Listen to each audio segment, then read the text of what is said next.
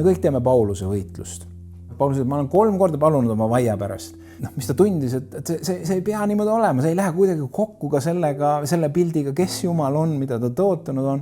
Aga võt, minu elus see on, et Jumal, ma olen 3 korda pöördunud sinu poole selle asjaga, aga see ei ole leidnud lahendust. Ja siis Jumala vastus sellele on, sulle saab küllalt, Paulus, minu armust.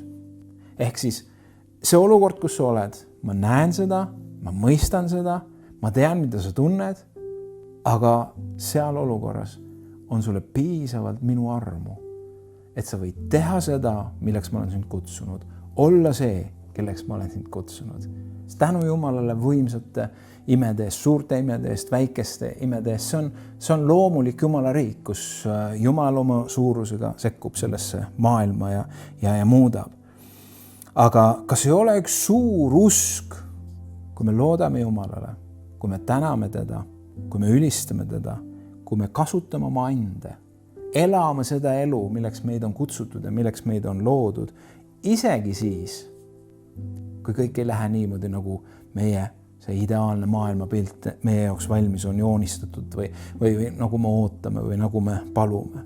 Ja kõige selle üle, kui me oleme võib-olla nendes keerulistes olukordades, aga me otsustame oma südames, ma tahan uskuda imedesse. Aga kui mul seda täna ei ole, ma tahan teenida Jumalat, ma tahan liikuda selles, mida tema mulle täna võimaldab ja üle kõige selle on üks hingamine.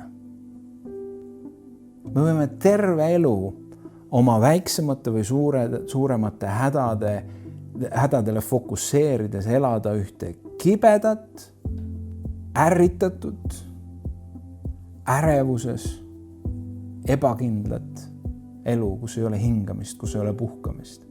Või siis andes ennast Jumala kätte, tunnistades oma hirmu, tunnistades oma küsimusi, tunnistades oma suutmatust, ka võib-olla mingisuguseid pilti kokku panna, see on minu elu, siin on sinu tõotused, kuidas need omavahel kokku lähevad.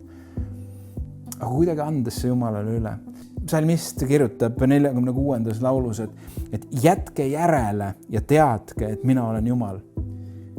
Kõrge rahvaste seas, kõrge maa peal. See on otse kui, et lõpeta üks kord ära ja lase minul olla Jumal. Sest ma olen seda. Ära püüa minu tööd minu eest ära teha. Ja lihtsalt hinga minus.